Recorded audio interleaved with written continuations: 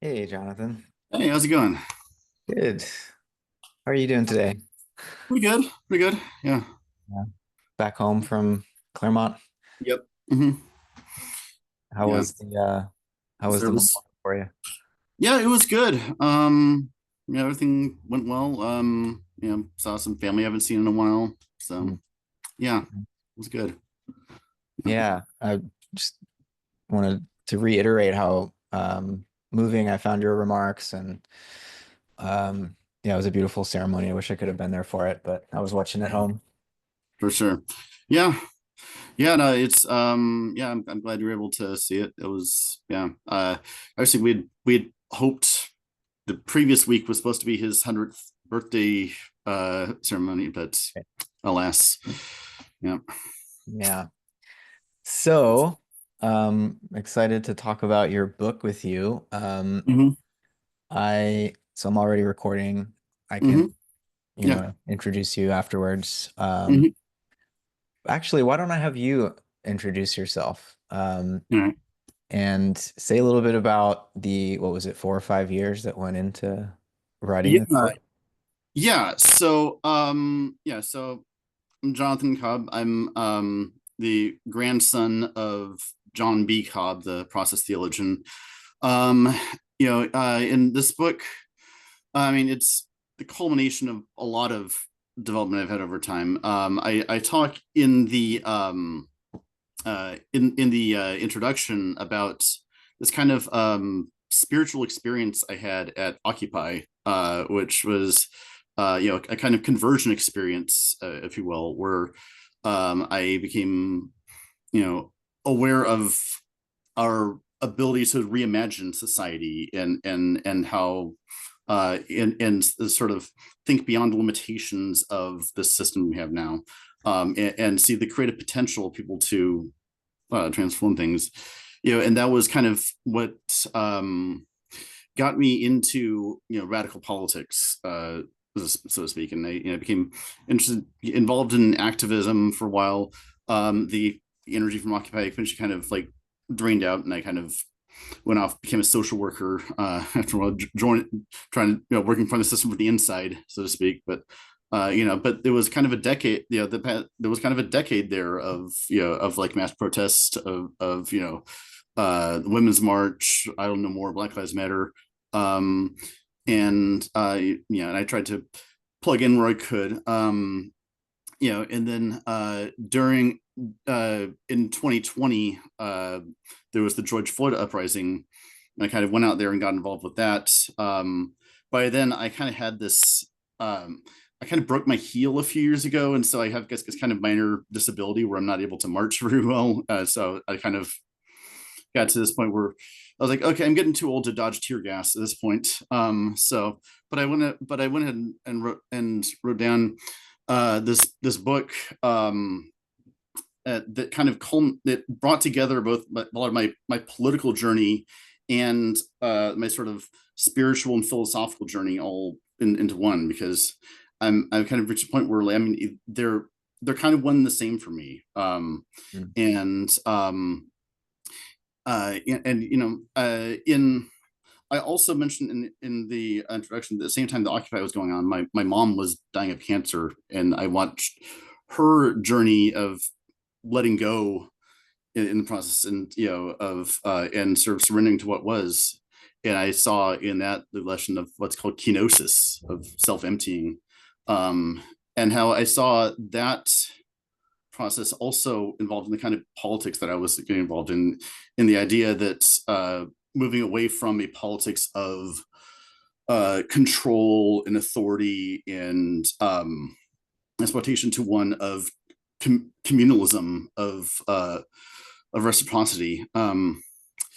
So um, Mm. so yeah, I spent about, I kind of had a my I kind of completed in 2023 initially, but kind of have been going back and editing it multiple times since then. So in a sense, I'm not even sure I'm done editing it. But gotta keep rereading it, and I keep finding new things that, oh, should I have said that? but um But Yeah, it's both helpful to have uh print on demand publishing yeah, nowadays, but also not yeah. so helpful because you're always tempted to go back and add and edit. Yeah.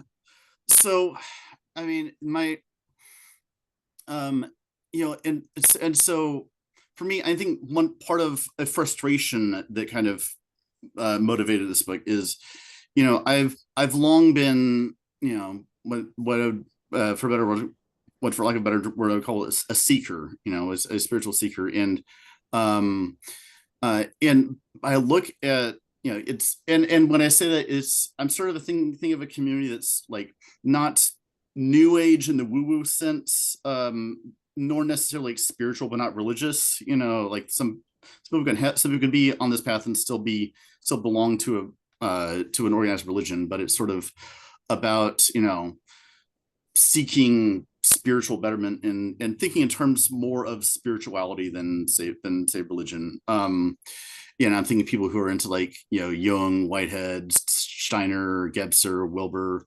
But I look at the faces of this today, and it's like Jordan Peterson is kind of the face of that right now. It's this sort of either a kind of apolitical tendency of like, well, don't worry about changing the world, just worry about changing yourself, you know Hmm. or there's a kind of um wokeism is destroying our minds, and we need to, get back to tradition, return, to.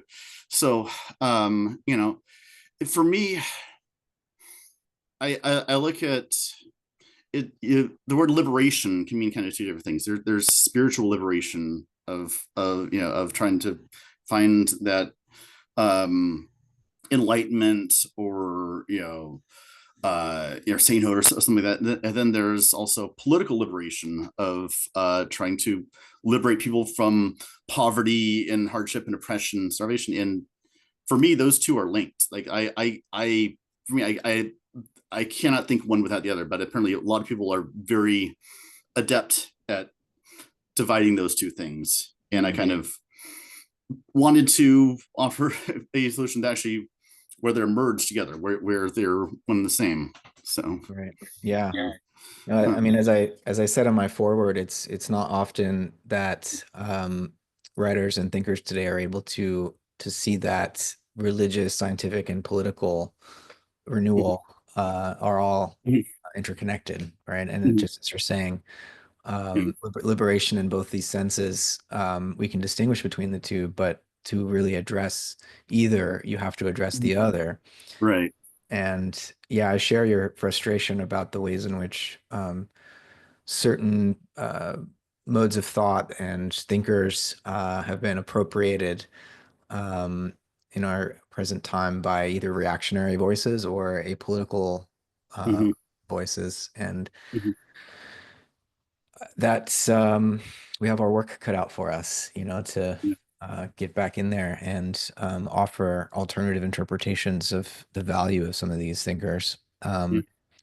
So you did you grow up with a kind of Christian spirituality, or did you come to that later? So my parents were kind of, nominally Protestants. They were that we didn't really go to church except like on Christmas and Easter. My dad was pretty much, not a very spiritual, but my mom was more of a kind of a new age hippie type. Like, she was into, I mean, she was into Steiner. She was into, like, all kind, like, she had lived in an ashram back in the 60s. Like, she, like, things like new age healers. So there was some of that influence. And I think that, like, having that influence is kind of, um when I moved towards Christianity, I always had that side of me that was kind of a little bit more, um a little more woo, a little more like, more of a seeker to, Sure. aspect to me. So, But you had, um but you had sort of your political awakening, as it were, in 2011 yeah, with Occupy. Did yeah. the Christian awakening uh happen they before that? they kind of, every part were, like whenever I've had like a political move, I've also it's also come with like I guess spiritual renewal as well. And I was a political person before Occupy that I wouldn't have gotten involved in it if I wasn't. Right. I was just my policies were my politics were more of a kind of like a wonkish liberalism beforehand. Um, I mean, and actually, I mean, the most secular I'd ever been was I went kind of embarrassed. I went through this kind of libertarian phase in college, and Oh, and we yeah, all have a libertarian phase. yeah, yeah. And actually, at that point, and I still wasn't like an atheist at that point. I was sort of like a scientific pantheist, so to speak. Um, but yeah, like it was like actually when I um it was around that time that I started getting into psychedelics, and that played a role in my move towards Christianity. Mm. Um, and around that time, and that was around the time I was also sort of starting to move away from that libertarian mindset. Um, and and so yeah, there was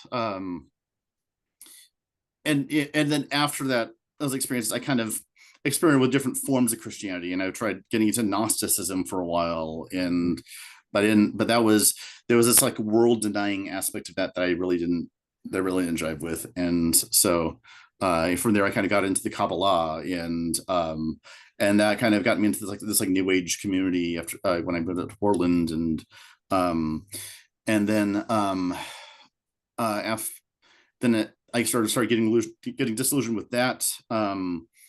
That was when I started getting into like Ken Wilber's work, and that was around the time that I started seriously reading my grandfather's own work, and into that. So moving into a more philosophical grounding in my spirituality. Mm. Um, so Right. yeah, I mean, and that was around the time that I started my YouTube channel. Started like and I actually found your channel by searching for Whitehead on YouTube. So yeah, I kind of gotten involved in learned all these different ideas about like in activism or object oriented ontology. Got into like Deleuze and Bergson, and so that was kind of that was kind of beginning my philosophical journey. That's kind of helped jive with my theological journey, and so yeah, that was uh so yeah, so that was kind of my thing for a while, and then and at the same time I was also like reading all these books on politics and economics and sociology, and when Occupy came around, like I was, like I said, I wasn't a radical then, but I was kind of getting into like some heterodox ideas around politics. Like Mm. I was a Georgist at the time. If people know what that is, like that it's and I was getting to MMT, which was kind of obscure at the time. It's becoming more mainstream now. But which actually that got me into reading David Graeber at the same time that Occupy was going on, and which he also played a big role in. So that was a big revelation to me as well. Was Right. so yeah. We've had similar journeys from the sound of it. Yeah. So let me just share a bit about what you accomplish in this text. A Mhm. little over 500 pages, but Mhm. you manage even within, that's not a small book, but the Mhm. amount of authors and ideas that you're able to Mhm. engage with at a deep, this Mhm. isn't a superficial engagement. This is, Mhm. digested, deeply considered Mhm. exploration of ideas. Let me just read through the table of contents to give people a sense. Mhm. All right. Um, Chapter 1, Genesis. 2, Mythos. 3, Logos. 4, Institutions. Power, markets, capital, technics, cities, empire. Well, I know you changed the order. So ecology, empire, thriving, eschaton. And you're dealing with thinkers from Christopher Alexander, the architect. I was Mhm. delighted to see Mhm. Kwame Paya, Hannah Yeah. Arendt, George Bataille, Roy Mhm. Bhaskar, Ernst Bloch, Mhm. Murray Mhm. Bookchin, David Bohm, Herman Mhm. Daly, and your grandfather's book, For the Common Good, gets a mention. Mhm. And you're not just dealing with religion and politics. There's also a lot of Right. science in here.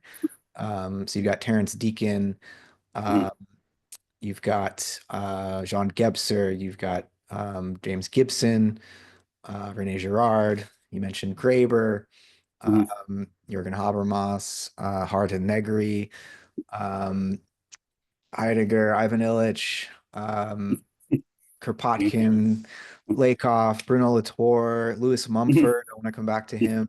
Mhm. Arthur Nussbaum, Arthur Lovejoy, Yeah.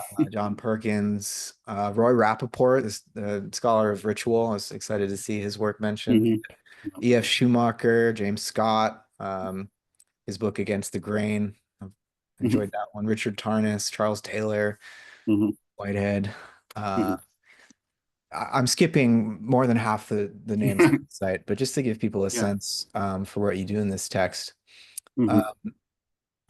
and so it's deeply scholarly, but it's approachable, it's readable, it's exciting. You weave your story into it in a way that I think is really enriching.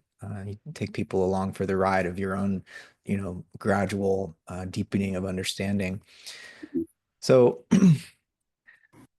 let's I want to dwell on your relationship to Christianity for a minute, and you Mhm. talk about this complex Mhm. legacy, this 2,000-year-old religious movement that has so much internal diversity and uh, has been on all sides of the imperial struggle. Mhm.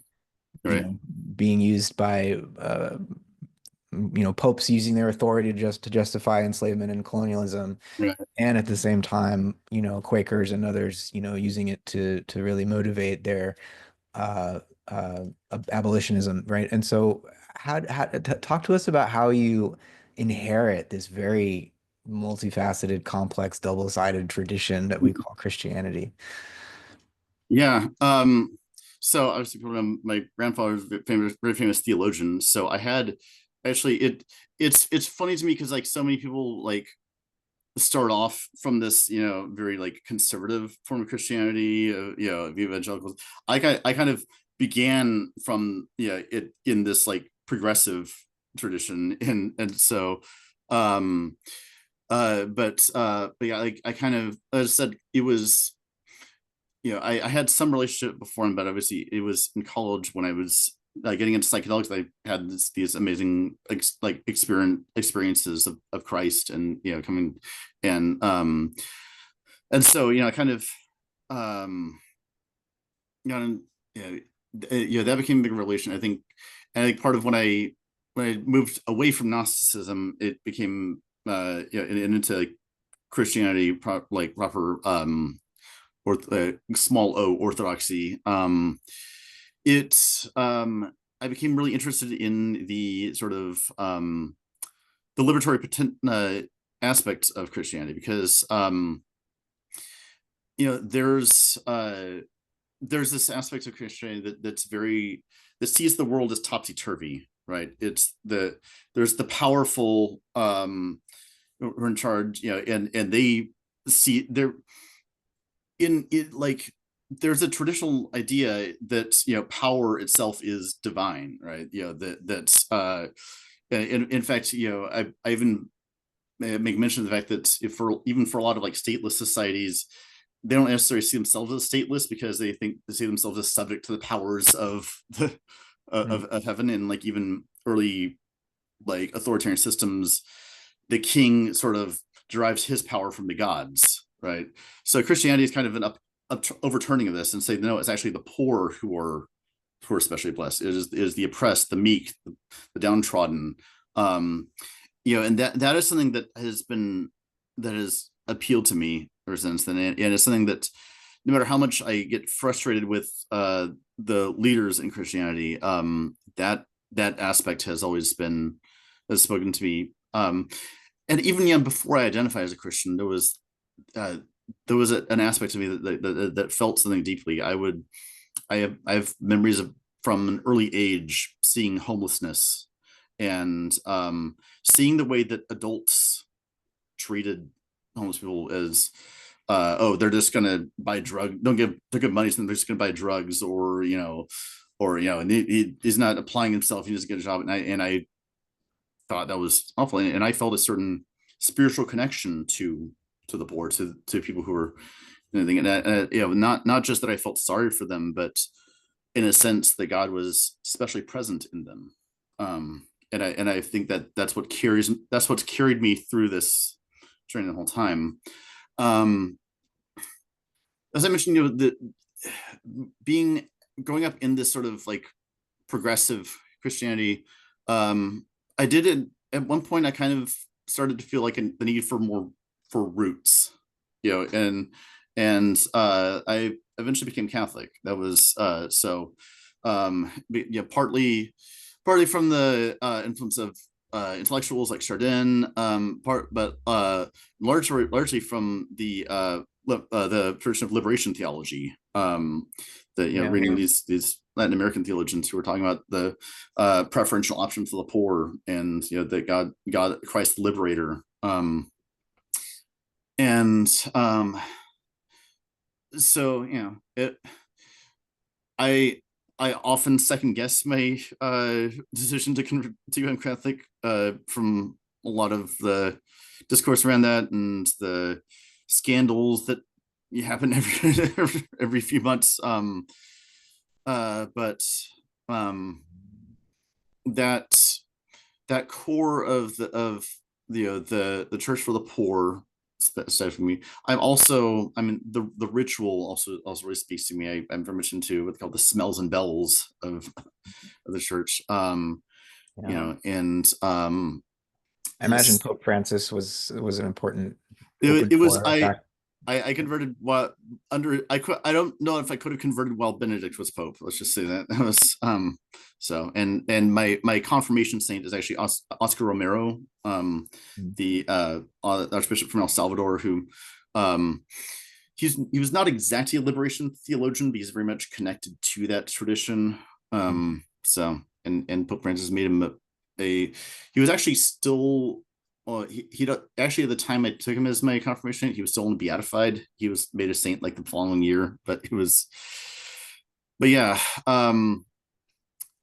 So yeah, it's been a tough thing because it's I often want to like de-emphasize the Catholic stuff with a lot of people because of how much baggage there is, but there's still something that keeps me there. I particularly It was also particularly through the Jesuits that I got into Catholicism, and there's um they, they were very the Jesuits were very much involved in liberation theology, and there's also this strong intellectual tradition like we see with Chardin, and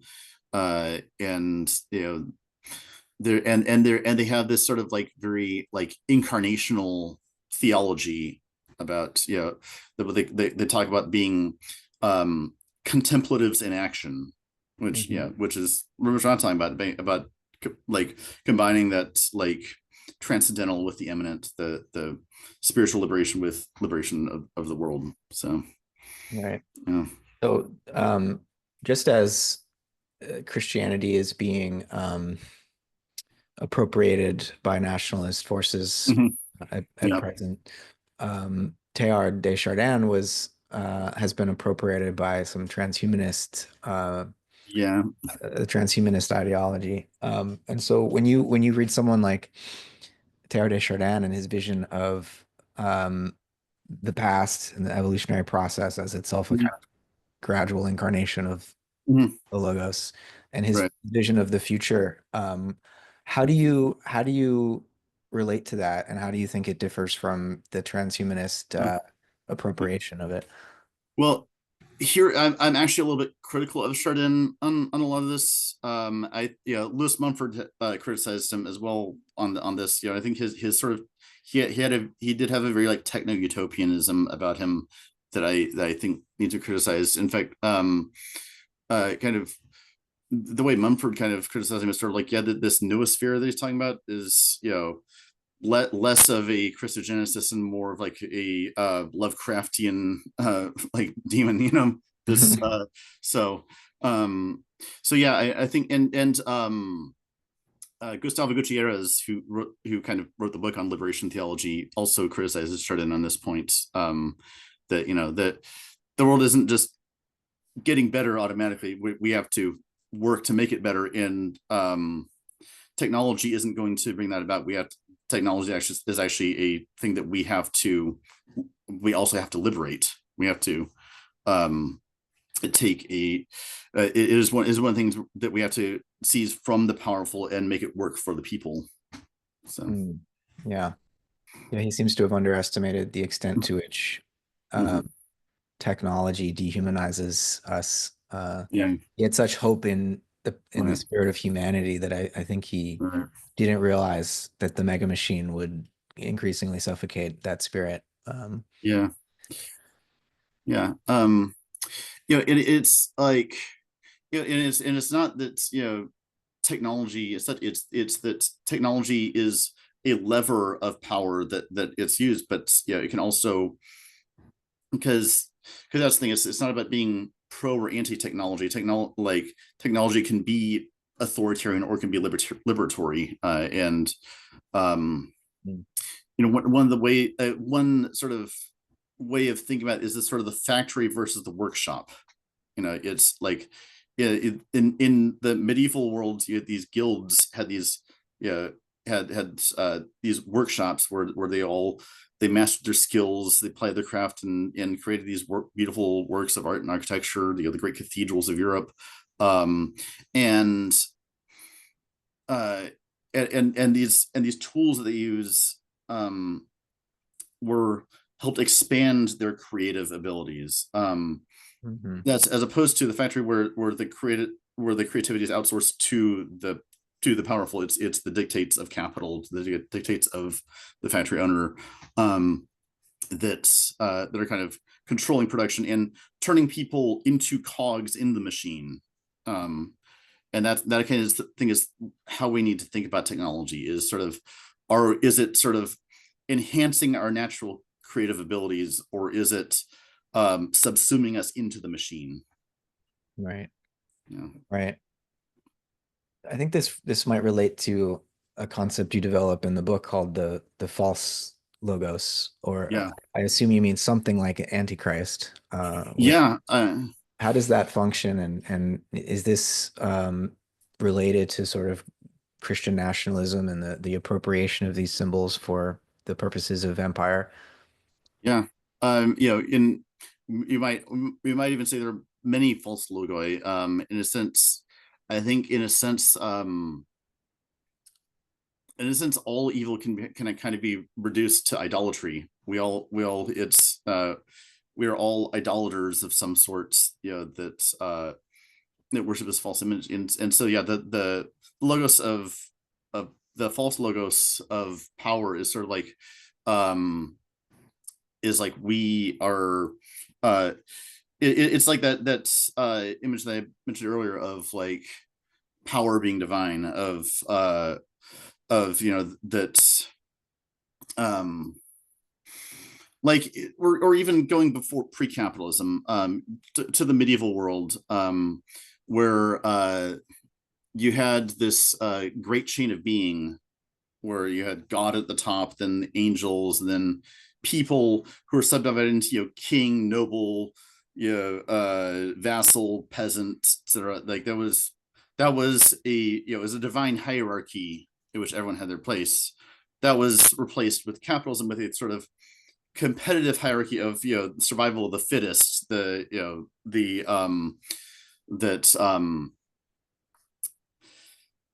that that hierarchy is justified by merit, um and and that kind of gets into what the Murray Bookchin talks about social ecology, that our conception of nature is a function of our social order, or they're interrelated. Our social imagination is our ecology. It is what nature appears to us as.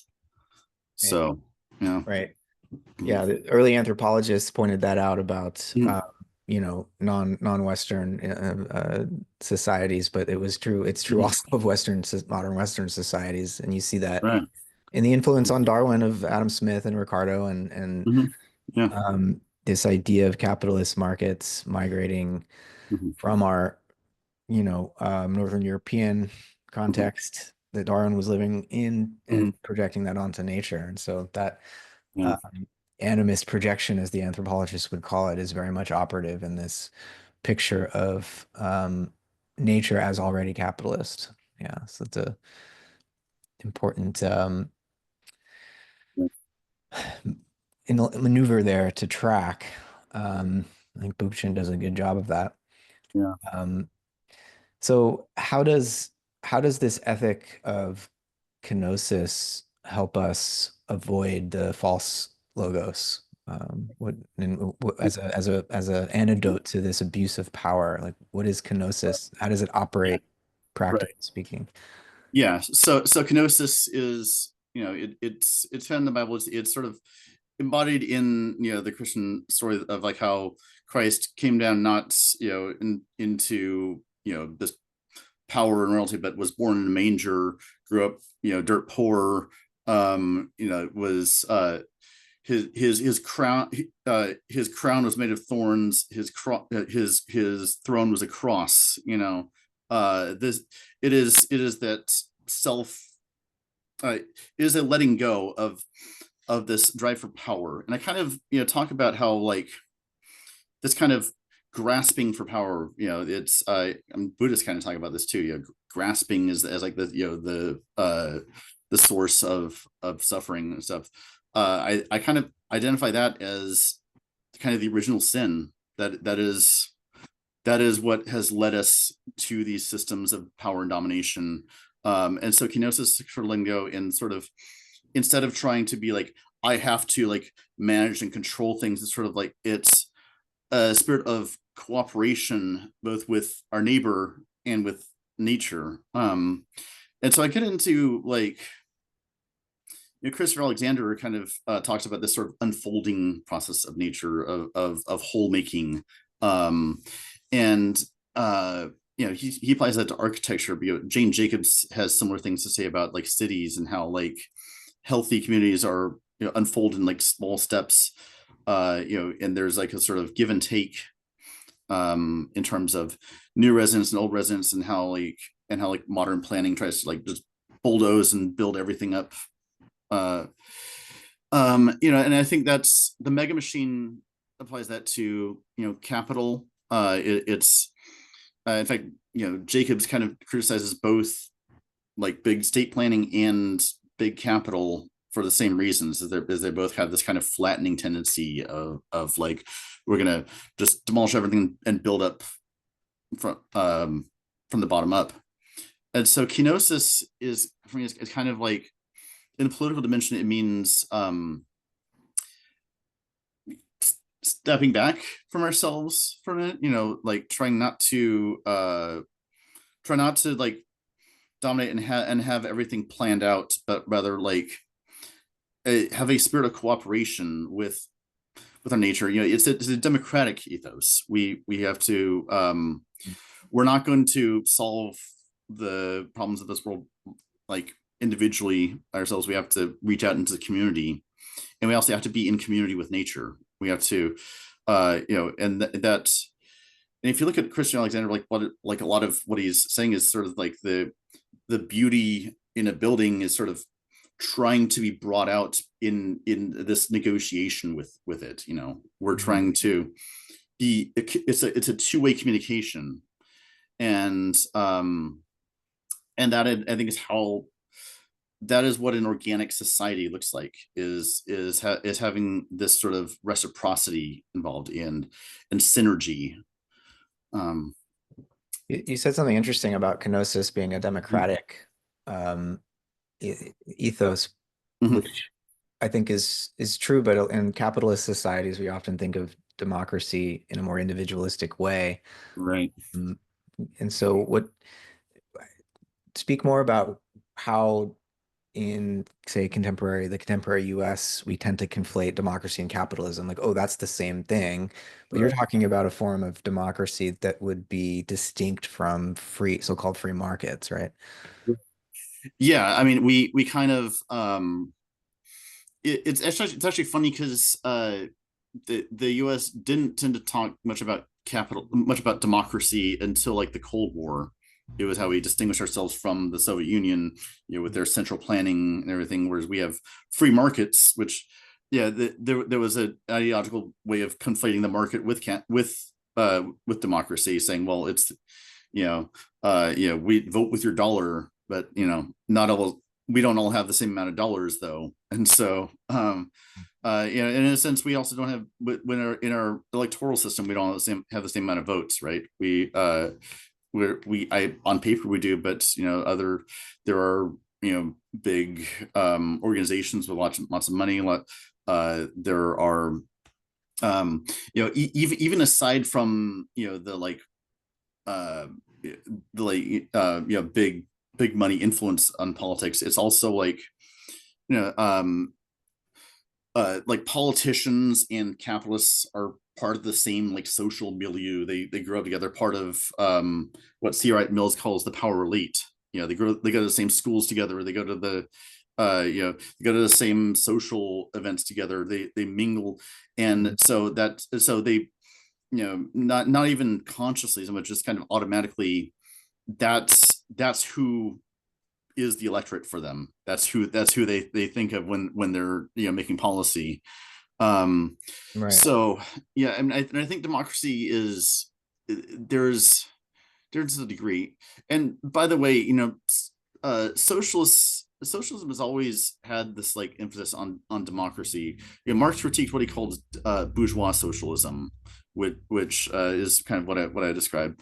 But the I but the idea of of a democratic economy is something that socialists have been talking about for a long time, and that's uh, economically the sort of liberal idea, kind of like economic democracy doesn't make sense for them because, well, the market is already democratic. It's we're voting with our dollars, uh, as opposed to communities should be able to um, plan their own lives and decide what their communities look like.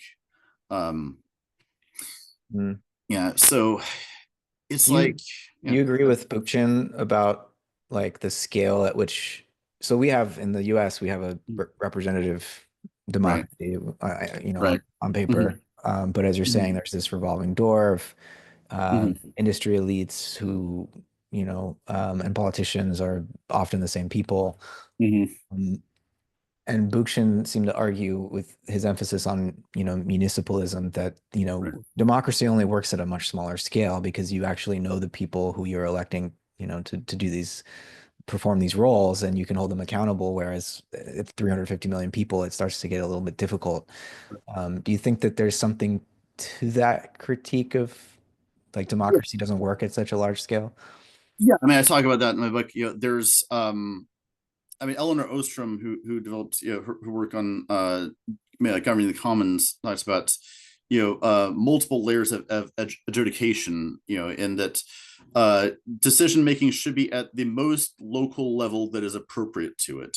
And when you're going up from the local community level, you can send delegates to and make higher level decisions. And then those delegates, rather than making those decisions, actually report back and put it back to the vote. So that's how that kind of works. It is sort of like people making decisions at the level that the matter is appropriate to.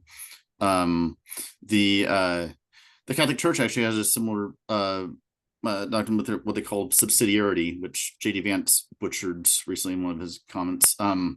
But um, but yeah, so I think, yeah, direct democracy is sort of the heart of what I'm getting at is, and it's centered on the commons. And what I think Eleanor Ostrom gets is that democracy and the commons are kind of one and the same.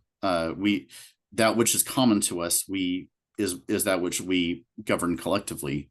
um and the uh and capitalism, state bureaucracy all have their ways of appropriating the commons and giving over to certain interests who ostensibly have our best interests in mind, but um, it always ends up serving some other interest than the people who it's ostensibly supposed to serve.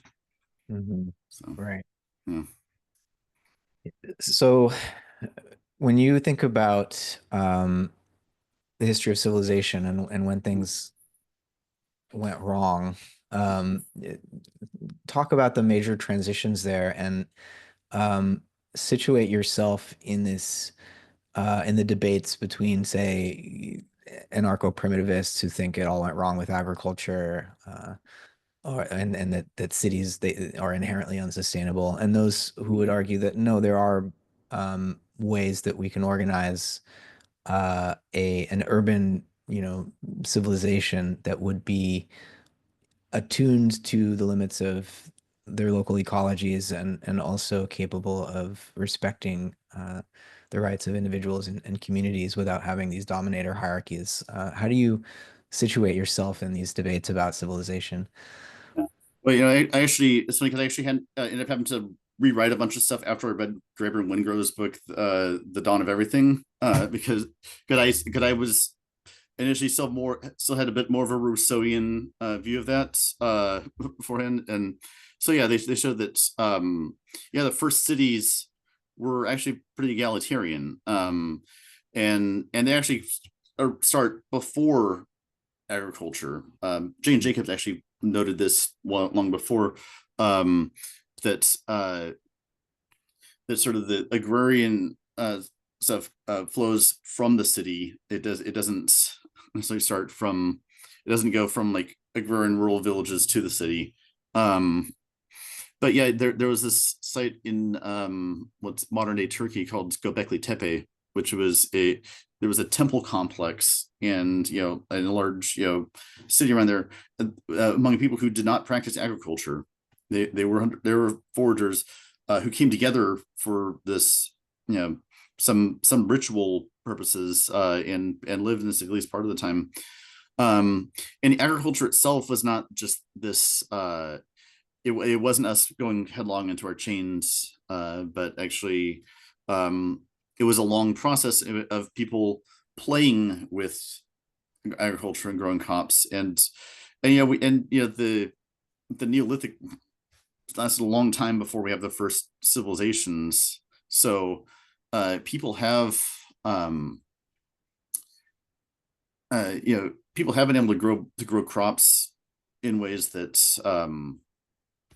it was that didn't lead automatically to private property or hierarchy. People can collectively farm. Neolithic villages often have like a town center where they made decisions collectively. Um, that and as Graeber Wingo point out, it was also they played with hierarchy. They would seasonally create these structures of human structures that would dissolve at the end of the season and they disperse. And so the problem was not how did hierarchy emerge, but how did we get stuck with it? Um, so um, so we see the rise of civilization in the ancient Middle East and Egypt, and this is what Mumford identifies as the rise of the first mega machine, which was this despotic regime of god kings who organized people in order to create great monuments themselves and serve their hierarchy, and it was through wonders like the ziggurats and pyramids of the Bronze Age that actually justified the mega machine. It was like people were made into these cogs in the machine in order to build these things. There was this regimentation and management of society to do it, but they also um, they also ended up but like they could look at these wonders and say, okay, well, I'm a part of something greater, so that justifies it. um but but then we have the late Bronze Age collapse and the Iron Age, and then we have what's called the Axial Age. In the Axial Age, I, there's a lot of, sort of seekers will talk about the axial age of this, and the wonders that created, because it was a time when um, people, in the midst of this, like, despotism, this tyranny, you had these prophets who sort of envision this transcendent order where the highest good was not the sovereign. It was not, the truth was not their dictates. It was this, this transcendent order of the good, the beautiful, and the true. And they were not, and so these prophets were not necessarily, they weren't revolutionaries in the political sense necessarily, but they kind of planted the seeds of that, because they saw that the sovereign is not the final word, that there is a greater truth, a greater order that is involved, and the sovereign themselves must submit to that. Mhm. And so that was the first inkling. That was some inklings of the logos that they found. So and so yeah, so then the mega machine kind of declines into, in the medieval era. You still obviously had hierarchy. There was still, the kings and princes and dukes and all that, but it was sort of, but it was a more decentralized, almost organic kind of hierarchy. It was um relationships, like the like noble and vassal had like a kind of mutual relationship, and there wasn't so much like big state planning. It was sort of like everyone, you had obligations, and then and then the person you served had obligations to you. um and yeah, it wasn't this like centralized command system, but that kind of started to change with the rise of capitalism. And I talk a little bit about like capitalism and like the guild system that emerged in the Middle Ages. And it's easy to see like a kind of progression from there, because you had this merchant class who organized into these guilds, and kind of had kind of cartel like control over the cities. But at the same time, these were kind of like worker co-ops too. They were owned by the people who were involved in them, uh, and created a very and managed cities collectively. You had these free cities or communes in the Middle Ages, but run by these guilds. And so capitalism was, in a sense, a counter revolution against that, um, where you have the where instead of the guilds workshop system, you have factories. But it was initially what was called the putting out system in England, or what we get the term cottage industry from. It was go out in the country. They would have all these. They would own these sheep farms, and they would have like these like weavers who would like weave clothes and sell them on the markets. Um, and that eventually that led to the industrial revolution, which really would get the industrial. One thing with the industrial revolution is kind of like the history of capitalism and the history of fossil fuels are actually kind of one and the same. It was first coal, then petroleum that kind of fueled this like industrial growth machine, where um which is the new mega machine for Mumford. It's this and and what you get with the capitalist mega machine is, rather than sort of everything flowing from the sovereign, it's sort of its power becomes competitive, right? It's different capitalists trying to get to the top and competing with other capitalists, with so the people below are kind of, they both try to like limit who can rise to their ranks, and also compete with each other to see who's going to be on the top. um, and that competitiveness requires this kind of has this kind of growth imperative that we have with capitalism now, where because at the bottom we have is the commons, and the commons has a way of continually reasserting itself, um, because I guess I kind of want to talk about what the commons is, because uh, on the one hand, you have the natural commons, the land, the sea, the sky, and we talk about the cultural commons of ideas and know-how and um, and even like culture and art and stuff like that. And so in a sense, commons is kind of everything. If you think about it, and I think it's actually best to understand it in terms of what Christopher Alexander calls a pattern language. That Mhm. it's our way of relating to our environment, both social and ecological. Um, and so that's why it's always reasserting itself, and capital has to innovate new ways of appropriating the commons. Yeah, and you're seeing that in the digital realm now with a lot of tech people. Right. So yeah. A couple of things there. Like, obviously, I agree with you about fossil fuels driving the Mm-hmm. Industrial Revolution. Mm-hmm. But there's also a point, in the mid 19th century where, and this is from a book by Edward Baptiste called Capitalism and American Slavery and American Capitalism, where Mm-hmm. he points out that 75% of the raw cotton that was being shipped over to England to go into their Mm-hmm. textile mills was coming Mm-hmm. from slaves in the Yeah. south of the US. And so usually we think of chattel slavery and as being somehow in opposition to capitalism, but it was part and parcel of capitalism until it wasn't anymore, and Yeah. the wage system replaced it Yeah. in the South, and obviously Reconstruction never really happened, and Mm-hmm. and so there's a way in which often defenders of capitalism will say, oh well, this is why we don't have slavery anymore, but I think Yeah. it's a very self-serving argument. Uh, Yeah. And yeah, I mean, and we do have slavery still, and like not just the wage slavery, but there are well, several industries that still use slaves, and it's often other countries, so we don't have to think about it now. But mhm. yeah, there was like there was actually a triangular trade system involved. It was in the Americas. You had slaves growing cotton that went to England into their textile mills.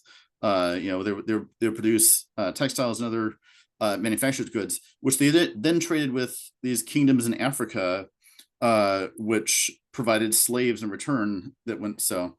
Um, Right, earlier on, but yeah, even after England, yeah, and even after slavery had been declared illegal in the right, 18 teens, they still imported lots of cotton from us. yeah, oh yeah, yeah, But but what you're saying about the commons is really interesting, and the way that it's continually needing to be recaptured by capitalism. I like that way of framing it because often when I'm in a more defeatist mood, I think of capitalism constantly just consuming more and more of the commons, commodifying more and more mhm, of that realm, and making it so that there are increasingly few opportunities to interact with another human being that don't involve some exchange of money, right, right? Everything becomes an economic exchange, but the way you're framing it is that actually the commons can never be fully captured, and it's always going to be spilling over the edges of what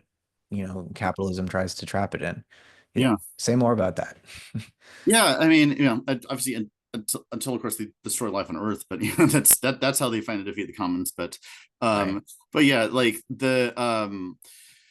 like because commons is like about our like natural social tendencies. We're social beings, and we end up sharing things with one another. And I mean, and one of the ways is information. Yeah, for me, it kind of gets into what Thorsten Veblen talks about. With he distinguished between industry and business. He said industry is a collective enterprise. Yeah, like even if you're like alone in your own workshop, you're using the collective knowledge of all these people who came before you in order to create something new. And so, and industry involves that collective sphere of knowledge, which can never be fully captured. But business on the other hand is involved in pecuniary distribution. It's like how do I monetize this and give the benefits to this group of people over this group of people. Right. Um, so and he says that, and he actually says that business sabotages industry. That's the word he uses, sabotage, because which kind of gets an interesting like tension with Marx, because Marx talks about mobilizing the forces of production, whereas Fabian's kind of saying, well, like the force of production are there, and business actually kind of like is actually sabotaging those forces in order for its own industry, which doesn't mean that there's that growth imperative. It's actually the growth is part of that sabotage, is because we would otherwise be making things for social use for to help us more. Instead, we have to manufacture like this quantity of this commodity and ship it over to this country, and while they're shipping this, so it's funneling these productive forces in these areas um that serve this hegemonic system rather than serving the needs of the community. Right.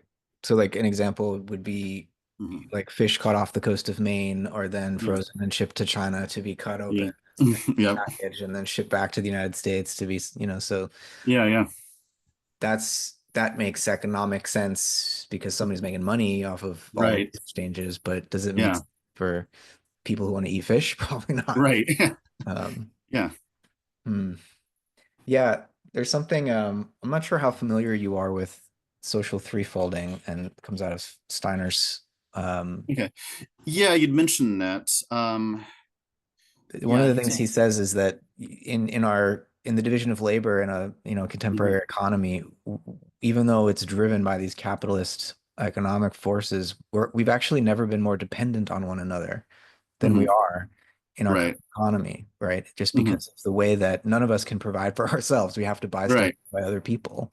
And so if we Right. can wake up to that, the profound interconnection of that, and it's a bit like that parable. I think it's an old Jewish parable of the difference between heaven and hell, a bunch of people at a table with very Right. long spoons. And Mhm. if everybody feeds the person next to them, it works out great. That's heaven. But if everybody tries to feed themselves, they starve because they can't do it. Right. Right. Um, Yeah. so this slight shift of perspective there makes you realize, in some ways, what we're already doing could so easily become um, a recognition of our profound interconnection as long as we were able to cut off the flow of all of this value and money and energy going to the capitalists and instead, keep that in circulation in the commons to enrich our cultural lives and our um, you know, fulfilling what we all really want, which is actually not to make a bunch of money, Right. but to be able to enjoy one another's company, to be creative together, all the stuff we do in the commons in our cultural life. I mean, that's what the economy ultimately should be serving rather than everything serving the economy. Yeah. What I see in a chaotic economy is that we produce for the local community and we trade surpluses. We produce more of something than we need, so we trade it with someone else who has something that we need. But Yeah. what capitalism to do is sort of, okay, we need to focus on this export product.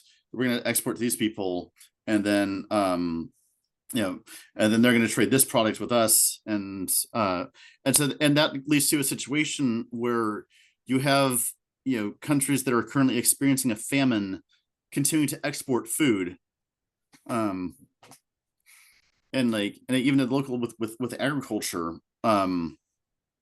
we have this the system of monoculture. We have vast fields dedicated to growing one crop, and then you have to fertilize those fields and use pesticides to get rid of it. So it's just this one crop that's growing, and then and the industrial agriculture is kind of seen as like, oh, this produces higher yields, but in terms of, but it's a yield of one crop, but you actually get a bigger yield of a bigger overall yield of different crops if you use permaculture techniques where you're kind of growing an ecology of food.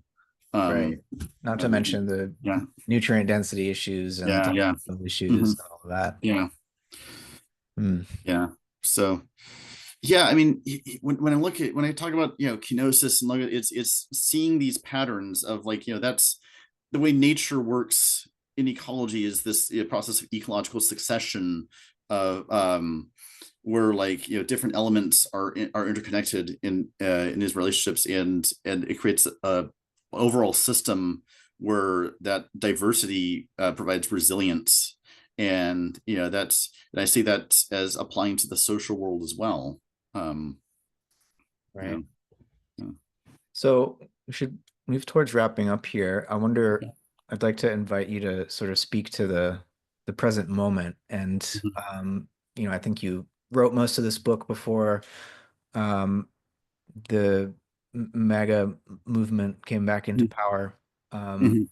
it's only become all the more relevant. Mhm. You mentioned JD Vance and his Mhm. butchering of subsidiarity and all of that. Mhm. What would you want to say is most important that you speak to in your book to our political moment right now? And it's moving so rapidly, but speak to our current situation. Yeah, so I think what I'm kind of getting at is that I think a spirituality for our present moment, if we're trying to find meaning, everything, I think what this movement calls for is an apocalyptic faith, one that looks to the world to come. And that's not in you know and that doesn't mean sort of being passive and waiting for Jesus to come down from heaven, but it means having faith that that evil is not going to have the last word. Ernst Bloch talked about the principle of hope and its transformative potential in the world, and he talked about what's called the novum, which is sort of the latent potential for transformation in society. And he distinguishes between what he calls the sort of ideal utopias and what he calls the concrete utopia, the utopia that is latent in the current moment. And I think that's what we have to do. I think I see kenosis as a method of allowing us to perceive that latent potential and working towards it and being catalysts for that transformation. Stuart Kaufman talked about autocatalytic systems, and we are in this autocatalytic system that we call society, where we ourselves are catalysts, but we're conscious catalysts, so we have the opportunity to decide what processes we are going to bring about. And so and so by becoming aware of these potentials and seeking out that transformative potential, we can then catalyze others in doing the same. um Right. I see in this current moment, um yeah it's I know so many people have predicted the final end of capitalism before, and and if I try to do that right now, it's like I could be made a fool again. But I do think we are in a place right now where the current system is in free fall. And I talk about in the book that about how we're in a state where like the whole tide that lifts all boats is giving way to just naked plunder.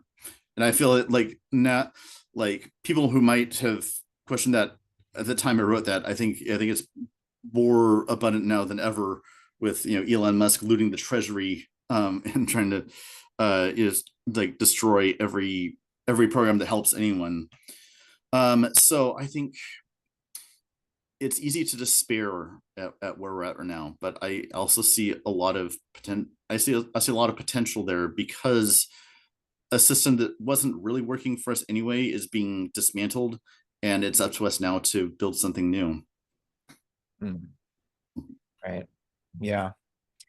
Your kenotic ethic, I think, speaks to the way in which we can still have some source of freedom despite all of the social forces pushing and pulling us in different directions, that there is this space within us Mhm. that allows us to do otherwise. that Yeah. allows us to reflect on what's happening and touch that uh, sense of hope and sense of love that could, as Occupy showed us, change everything overnight. All that needs to shift is the way we look at things and what we think is possible. And whether or not we're on the verge of the end of capitalism or not, I can't say, but there's definitely a degree of chaos and free fall in the established structures of governance and the economy itself as well. That maybe room will be made for something else in the aftermath of this. But we're going to need to really recover a sense of the power of mutual aid in the aftermath of whatever is coming. I hope we can avoid the worst possible scenario, which would be World War, I guess.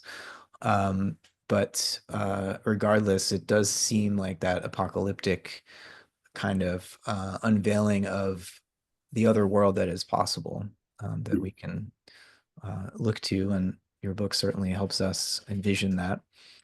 Um, yeah. Any final words, or have you said your piece, you think?